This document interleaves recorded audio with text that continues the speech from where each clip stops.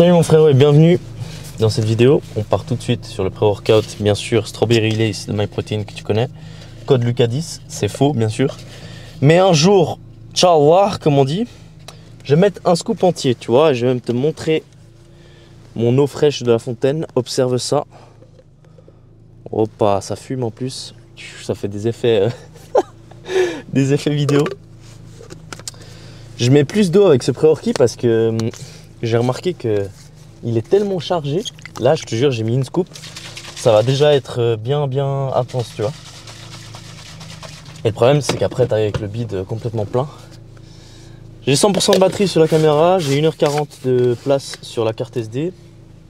Il faut que je stabilise le trépied pour pas que tu tombes en plein trajet, maintenant. Aujourd'hui, ça va être un de ces épisodes que j'adore. Franchement, je pense que c'est le type de vidéo que je préfère faire. À savoir des workouts live avec la caméra et le micro.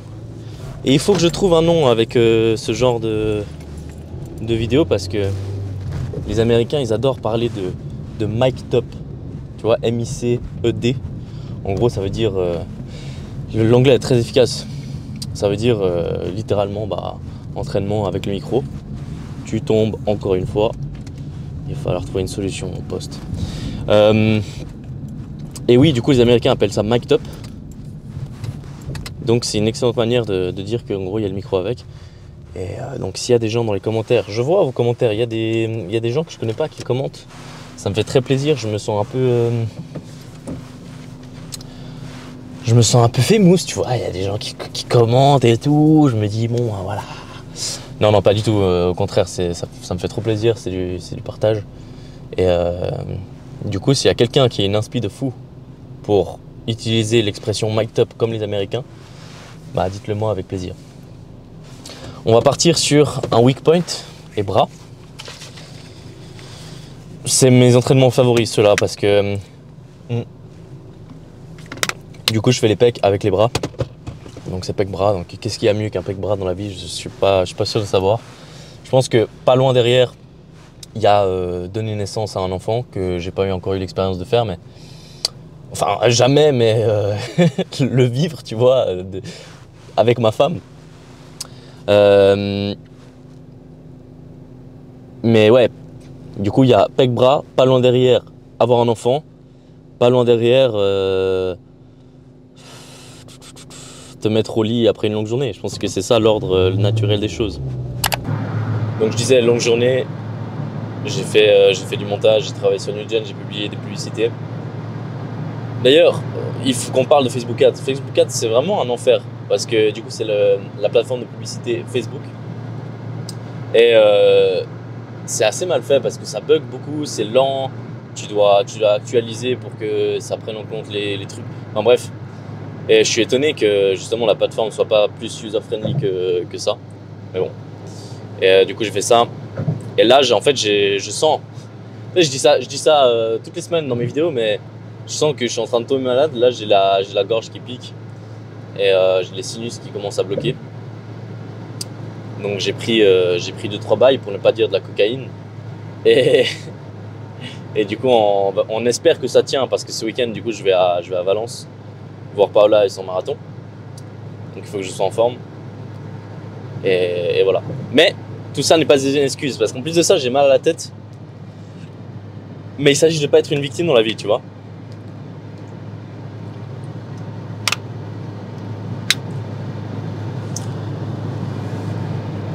En fait, moi j'ai un mental frame, comme on dit en américain. J'ai un mental frame pour quand je commencerai à être frustré, tu vois, ou quand je suis pas satisfait de comment les choses tournent, ou quand la vie me teste un peu, tu sais, ces moments ou ces jours où il n'y a rien qui va et tout. Je me dis, je me réjouis de voir ce que ça serait je me réjouis de voir ce que ce sera l'étape d'après, tu vois. En mode, vas-y, on va voir qu'est-ce que la vie peut donner de plus. Et au contraire, genre, je me dis, vas-y, ok, on va me tester. Je vais voir jusqu'à où je peux tenir sans péter un câble, tu vois. Mais péter un câble, c'est pas, putain, j'en ai marre et tout, je vais me tirer une balle et tout. Ce qui arrive aujourd'hui avec le Facebook Ads. c'est vraiment en mode genre tu t'en peux plus, tu vois, genre t'es à bout de nerfs, genre tu vas pleurer, tu vois. Et c'est cette limite que je cherche à explorer et que je me dis bah c'est quoi, on va voir à quel point ma limite peut être testée. Donc on va commencer avec la Smith Machine en incliné. Je vois d'ailleurs sur les vidéos que j'ai pris des pecs, tu vois. Et c'est une excellente chose parce que bah, comme je l'ai déjà dit dans l'autre vidéo, plus t'as de muscles, plus t'as de respect, hein, ça c'est scientifiquement prouvé. Les gens te respectent plus. Et l'objectif c'est get fucking big. Mais non, mais en fait, je pense que un de mes weak points, c'est les pecs. Et du coup, ça me fait plaisir de voir que ce soir, mec, les efforts que j'ai mis pour rattraper ce weak point commencent à payer. Donc, je sais pas jusqu'à quand je vais maintenir ces efforts-là.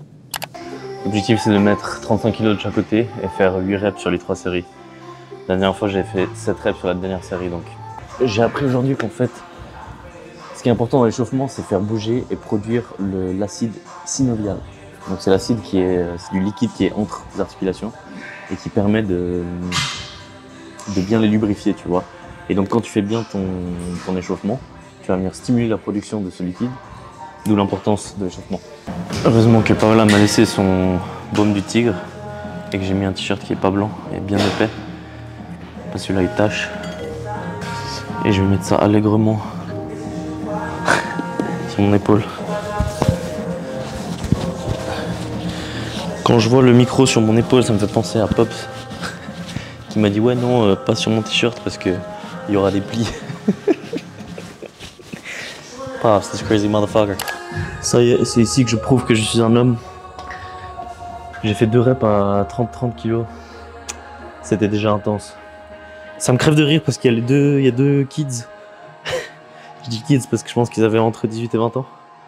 Qui sont dans le sauna alors qu'il est éteint depuis 21 h, donc ça fait 4 heures. Jeune. Mais il est toujours chaud, donc force à eux. Hein. Allez, 8 reps, c'est parti. Si jamais ça c'est technique. Pour oxygéner le cerveau et le corps de la manière la plus efficiente possible, tu fais 2 inspirations courtes avec le nez et tu souffles avec la bouche entre chacune. C'est Huberman qui dit ça, donc c'est un scientifique.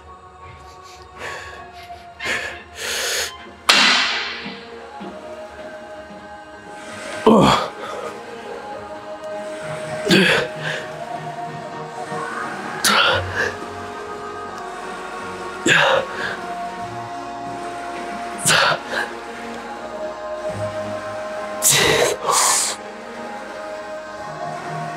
7, allez.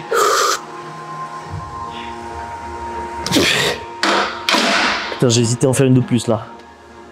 En gros, je veux pousser, mais j'ai quand même laissé genre une série in the tank, tu vois. Si je chope l'échec à la première série, ça va complètement me cramer pour les autres. Le problème avec ce t-shirt, c'est que j'aime bien le design et tout, il est stylé, la couleur elle pète, mais il me fait des petits bras, tu vois. Du coup, si t'es nouveau sur la chaîne, sache que mes bras sont quand même plus grands que ce qu'ils ont l'air. Le mec il flex, ça marche pas, tu sais. Bon, trêve de plaisanterie. On est là pour get big.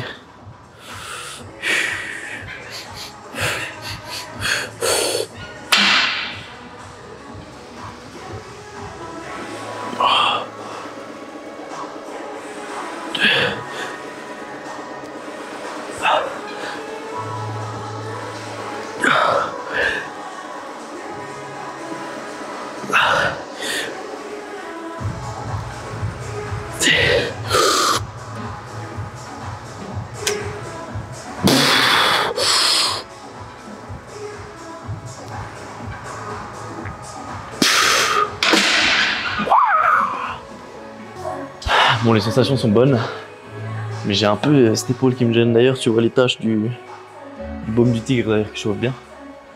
Commence à apparaître. Mais très bonne sensation. Je pense que j'ai la 3e série en 8 reps. Et t'as vu? Enfin, ça va, je crois. J'ai surveillé la première et j'ai essayé de corriger sur la deuxième. Là, j'ai travaillé un peu le tempo, tu vois. J'allais un peu moins vite. à la descente. Bon, pour cette troisième série, est-ce que je vais réussir? Pitié Dieu. Bon, vous le savez, moi je suis trop un cool kid. J'adore pimper mon sac. J'en avais parlé quand j'étais en Grèce, j'ai ajouté ces patchs. J'ai acheté ce sac parce que mon autre sac il a brûlé. Et récemment j'ai acheté ça. C'est un truc pour ajouter la gourde. Donc quand la gourde est dedans, ça va, tu vois, il y a quelque chose. Mais quand il n'est pas dedans, frère, c'est juste un truc qui flotte. Mais je pense que c'est une question d'habitude. Je pense que si je vous avais rien dit, vous auriez rien vu. Enfin bref. Du coup, ce sac est pimpé. Et normalement, je reçois encore d'autres patchs bientôt. Après, faut pas abuser avec les patchs. Tu vois, si tu mets trop de patchs, soit t'es globetrotter, soit t'as des problèmes mentaux. Du coup, moi, je suis à la limite. Donc, je vais voir comment je vais gérer la situation des patchs. Bon, c'est parti, troisième série. 2 minutes 51 de pause. Dédicace à vous. Franchement, je suis obligé de dire, ça reste une barre de victime, tu vois. 35-35, 35-35, on se fout de la gueule du monde. Il est temps que je me charge. Allez. Pour le Real Madrid.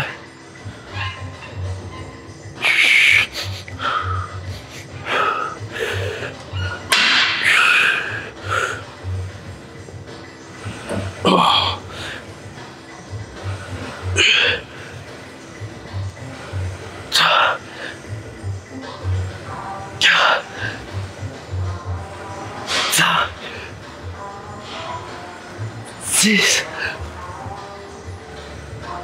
7, allez. 8, allez.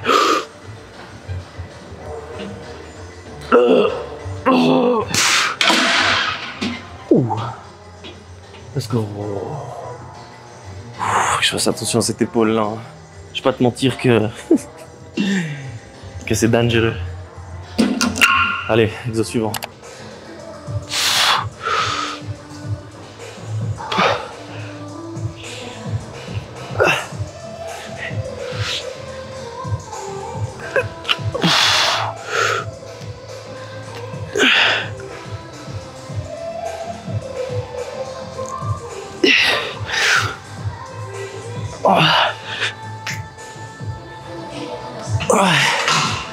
C'est ok. Il faut que j'avance un peu plus le siège. Un truc qui est intéressant, c'est que tu vois, surtout si tu fais du bodybuilding, genre, tu peux physiquement ne pas être fatigué, mais la partie du corps que tu travailles est fatiguée. Genre au point de rupture. Alors que tout le reste, ça va, tu vois. Par exemple, si je te fais tenir un verre d'eau comme ça, pendant autant de temps qu'il le faut, ou vraiment c'est ton épaule qui va commencer à vibrer, tu vois. Elle va être en mode, s'il te plaît mon frérot, libère-moi. Alors que tout le reste de ton corps est en chilling. Donc, au bout de 3 minutes comme ça avec le verre d'eau, t'es en intensité 9-10, tu vois. Mais en réalité, à part ton visage et à part peut-être un peu le reste de ton bras, t'es en détente. Et du coup, ça c'est très technique à comprendre pour toute personne qui fait du body, tu vois. Je crois que je suis pas dans le cadre, mais je vais prendre plus lourd aussi, sans rentrer dans le piège de mettre tellement de poids que ça devient plus du bodybuilding, mais du frisbee, frérot. Ah, putain, je recule là.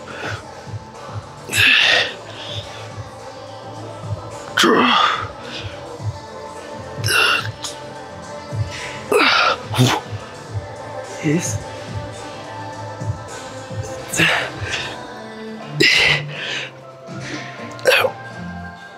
Yes.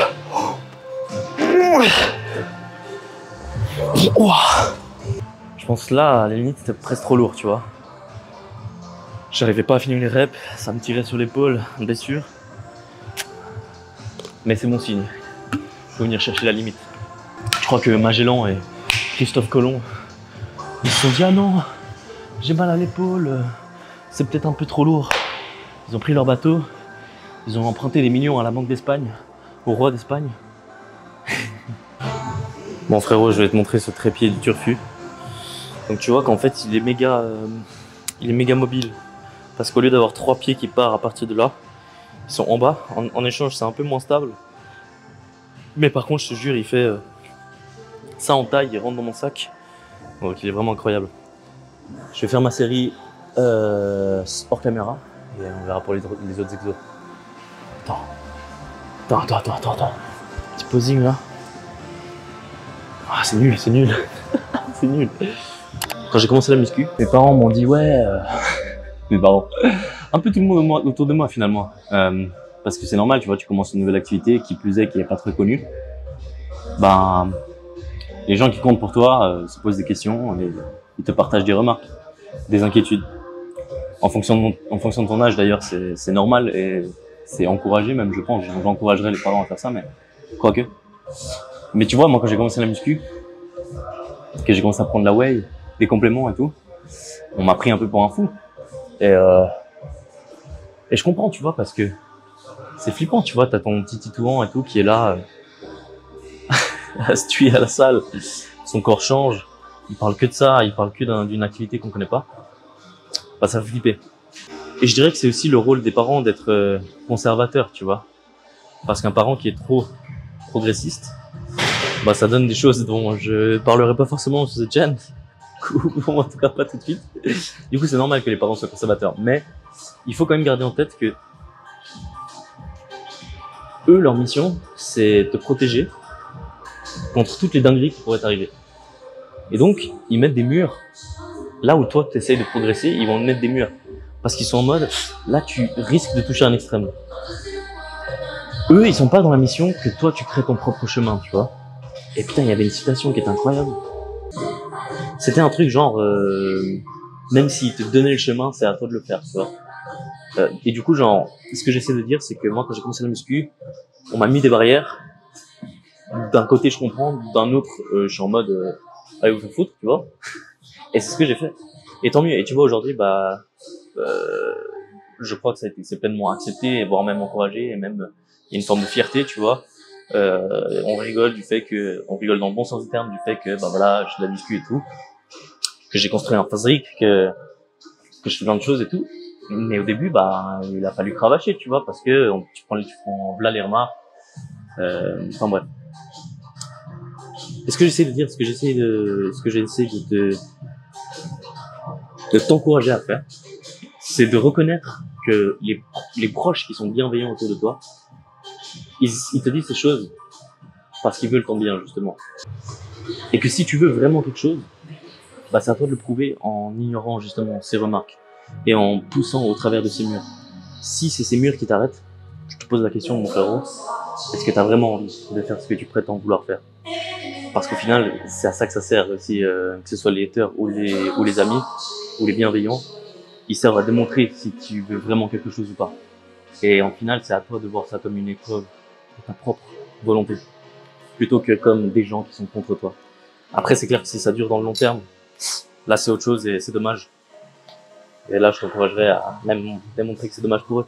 Je t'ai retiré le t-shirt pour que tu aies un petit pump, j'espère que ça donnera bien.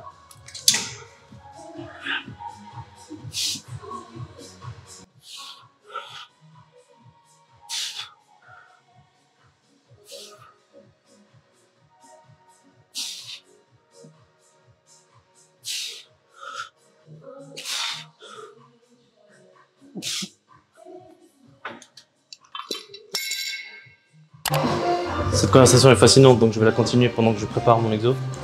Après, tu vois, je pense que c'est un équilibre à trouver. Si tu peux dénicher des gens qui sont ultra bienveillants vis-à-vis de toi et tes projets, on va dire, on va appeler ça comme ça, bah garde-les. Mais il faut aussi, justement, comme j'ai dit, apprendre à gérer ces gens. Un autre truc, c'est que parfois les gens sont maladroits. Juste en parlant juste en réagissant, juste en présentant leurs émotions qu'ils ressentent quand tu leur parles ou quand tu leur montres quelque chose de nouveau, bah en fait ils vont être maladroits et ils se rendent pas compte que en fait c'est pas tout à fait une réaction adaptée.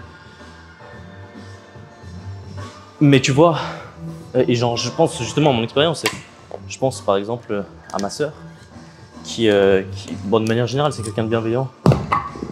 Mais elle l'a toujours été. Aussi loin que je me souvienne. Après, ma soeur, c'est vraiment un humain d'exception, tu vois. Dur de faire mieux. Et je pense que c'est pas forcément la norme. Mais quoi qu'il en soit, elle a été bienveillante. Et je pense qu'il faut garder, bien sûr, ces gens près de soi. Mais tu vois, moi, je maintiens quand même qu'il y a des gens qui ont différents rôles autour de toi. Et c'est bien parce que c'est une complémentarité. D'un côté, tu as les gens bienveillants comme ma soeur. Je cherche les 10 de 5. Tu as les gens bienveillants comme ma soeur qui vont te permettre de te sentir encouragé, tu vois. Ou au moins de te sentir compris. Ce qui fait déjà beaucoup. Et après, tu as les personnes qui sont un peu plus... qui sont soit maladroites, soit malveillantes. Et ces personnes-là, elles jouent aussi un rôle pour pouvoir te challenger, tu vois. Parce que si tu n'as que des personnes bienveillantes, est-ce que vraiment tu peux aller aussi fort? Genre, c'est quoi finalement l'essence du moteur? C'est quoi qui te fait tourner le plus possible, le plus vite possible et la manière la plus puissante possible? Quand tu regardes tous les gens qui ont fait un super, tu vois, ils sont tous là, ah ouais, moi, j'avais un max de haters et tout.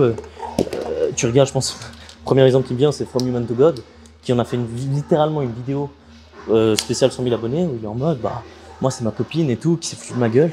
Et il a utilisé un événement négatif pour se motiver, tu vois. Et par rapport à ça, en fait, on a étudié ça sur les souris. Ils ont accroché des souris à un ressort, tu vois, la queue de la souris. Ils ont essayé avec 3 scénarios. Scénario 1, un fromage devant la souris. Scénario 2, une odeur de chat derrière la souris qui fait réagir à fond la souris. Et scénario 3, odeur de fromage plus ressort. Le tirage le moins puissant qu'on mesure avec la force de tirer sur le ressort, le tirage le moins puissant, c'était avec juste le fromage. Ensuite, le deuxième plus puissant, bah, c'était juste la peur, donc le chat derrière. Et le plus puissant de tous, c'était un truc positif devant, donc l'odeur du fromage, et un truc négatif derrière, donc l'odeur du chat. Mais l'odeur du chat, tu vois, c'est un truc méga puissant. Et donc, c'est pour ça que je parle de complémentarité, il faut bien comprendre ça. Ça, c'est du 3 fois 10-12, avec une seconde de pause et un énorme stretch.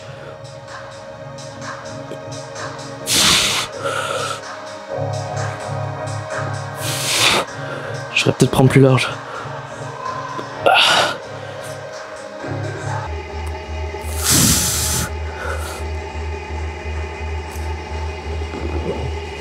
Ouais, ça va. Ça va, ça va. Un autre truc, c'est que je crois que chacune des séquences commence par un autre truc. Mais un autre truc, c'est que si tu penses à la personne, souvent c'est une ou deux personnes, qui te font un blocage pour aller au bout de ce que tu as envie de faire, pose-toi la question. Si dans 60 ans, t'es pas passé à l'élection à cause d'eux, parce qu'au final c'est ta responsabilité, mais à cause d'eux, est-ce que tu acceptes que dans 60 ans, au bout de ta vie, tu leur en voudras? Genre t'es prêt à leur en vouloir et à mettre la faute sur eux parce que t'aurais été en mode c'est à cause de vous et tout. Et si c'était proche, bah j'espère que la réponse est non. Et donc si t'es pas prêt à accepter ça, pas de secret, il faut avoir des conversations difficiles, t'assieds, et même tu peux crever l'abcès à mon sens. Moi c'est jamais quelque chose que j'ai fait, je crois.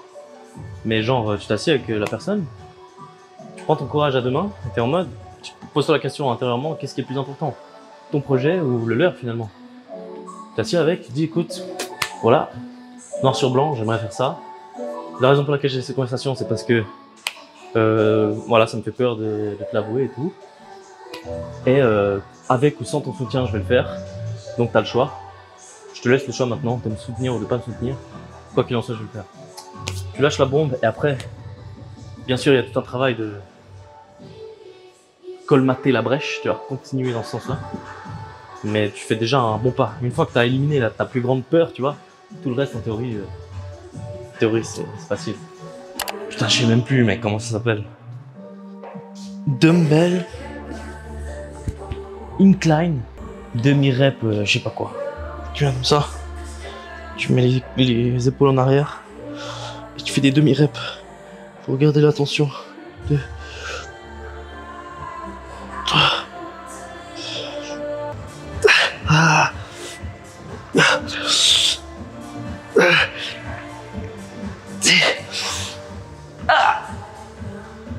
3. Bon, ça c'était trop léger, mais du coup j'ai prolongé les reps. Je vais faire un bicep avec des mollets. Parce que il est déjà tard, il faut que je fasse les mollets. Et je prépare une vidéo mollet où je fais des mollets quasi tous les jours. Petit spoiler, mais mes mollets ont grossi de manière assez intéressante. Je pense que la vidéo je la sortirai genre début, peut-être février-mars 2025. Parce qu'il y a un certain nombre de séries que j'aimerais faire, genre de séries de mollets. Et le temps que je prépare la vidéo et tout. Donc voilà, ça va être fun. Je continue l'exo, je fais mon bicep. C'est parti.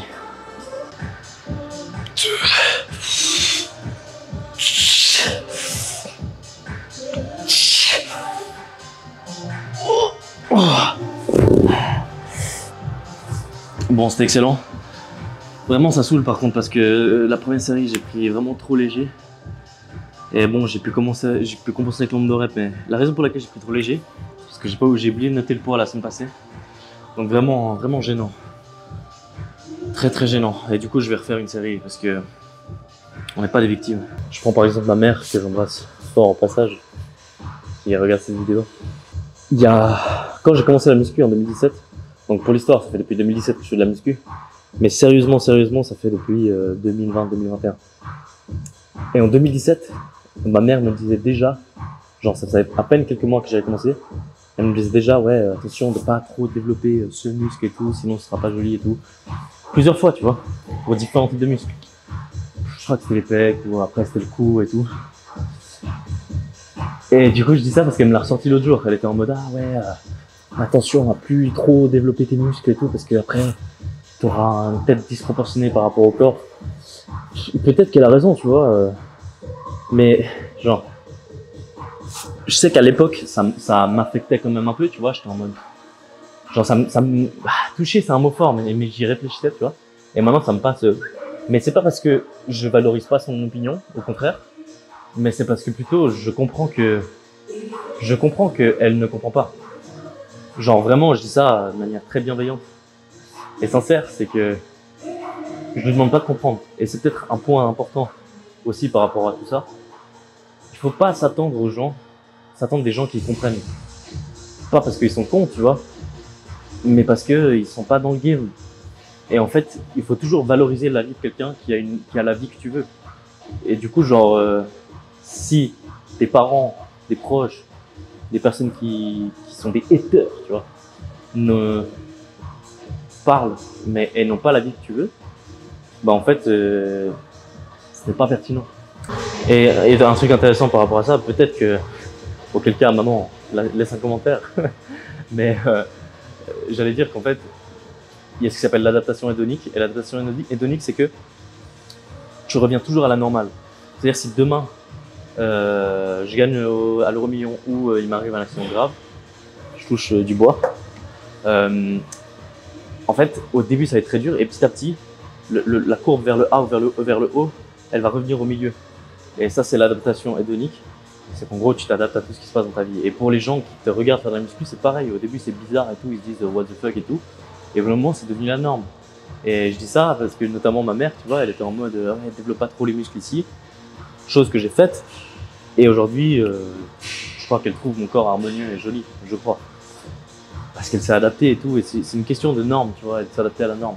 Enfin bref, assez parlé. On n'est pas au jour de la langue, frérot, on est au jour des pecs bras. Ici, la technique, c'est de mettre très lourd, là il y a 40 kg. Et en fait, au lieu de faire des pleines reps, tu peux t'arrêter au milieu et venir juste au milieu squeeze tes mollets et vraiment en bas chercher un gros stretch. En fait, paraît-il que la partie supérieure de la rep n'est pas nécessaire. Il faut se tenir bien droit parce que quand tu te penches, tu vas commencer à utiliser d'autres muscles, adducteurs, mobilité de la hanche, etc. Je mets pas les doigts dessous parce qu'il y a un chewing-gum qui est collé. Comme en salle de classe, frérot.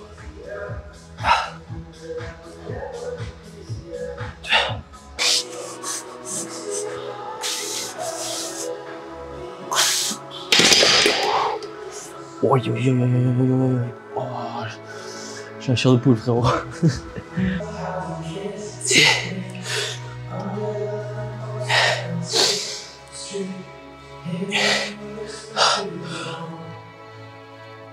Ah. Allez.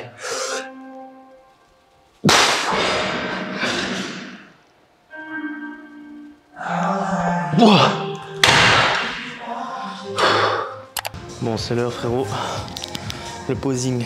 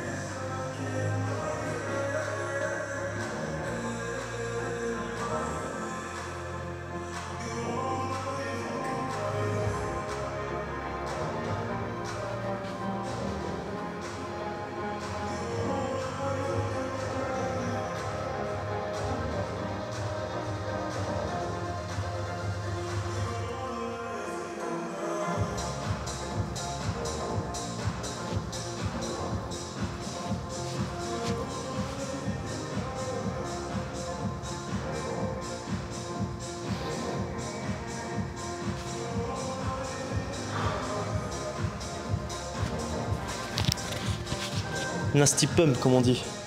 Vivement que je me charge. C'est tout pour moi pour aujourd'hui. Merci d'avoir regardé. On se voit demain. Tu vois, c'est bien.